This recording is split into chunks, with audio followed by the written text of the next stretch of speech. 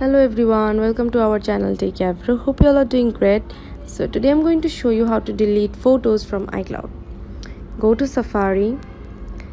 Okay, I'm going to turn this on. Wait a second.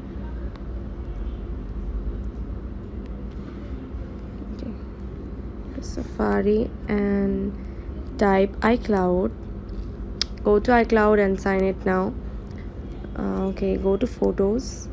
If you want to delete photos from your iCloud, then you have to pick a photo from here and you have to tap this delete button, and then your photo will be deleted from your iCloud.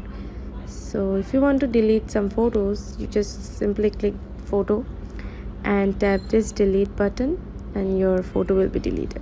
So this is how you can delete photos from your iCloud. So thanks for watching. Hope this video helps you. Don't forget to subscribe to our channel and don't forget to hit the bell icon button. See you in the next video. Bye bye.